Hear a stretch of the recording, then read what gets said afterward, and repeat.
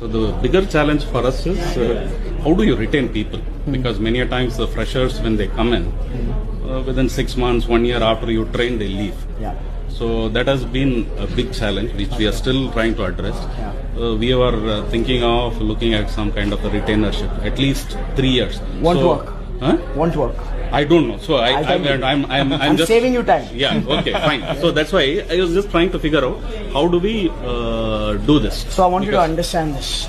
The world of business has seen 3 generations: the industrial revolution, the information revolution, and now we are in this revolution called the social revolution. Industrial revolution, people took a job for survival. They wanted basic necessity of roti, kapda, makan. So they went in and they worked in a workplace, and they didn't leave that workplace even if the boss was abusive, and even if the boss would physically beat them up, people would not leave. That was the era of boss is always right. Yeah. Because opportunities were less. Yeah. That is pretty much the grandparents of today's workforce. Then came the information revolution, where all these IT companies, brands started building, and the workforce then came to work not for survival because their parents took care of survival. This workforce went to work for standard of living. Basically get a good enough salary to pay the house EMI, the car EMI, children's education loan. Pretty much your generation. You went to work for that, for standard of living. Absolutely, yeah. Now in this generation, loyalty reduced. Now the truth is that loyalty never existed in the first place. Loyalty didn't exist. There was no option.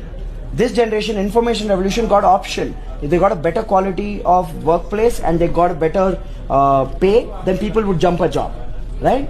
Now this was the information revolution. Then came the third revolution. After 2008's recession, information revolution died. Today information is available for free. You can learn coding on YouTube.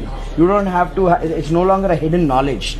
So, you need to understand, now we live in a digital revolution or a social revolution where everything is social.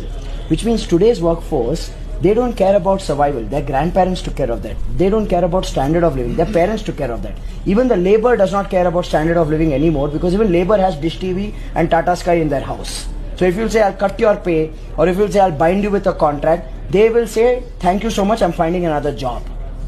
Today's workforce needs something else. They want quality of life, not standard of life. Standard of life, parents took care. Today's workforce is thinking quality of life, which means quality of workplace, which means quality of job, quality of environment, quality of role, opportunity, learning and rewards, all of that. Unless you don't have a mechanism for that, you will always grapple with this retention.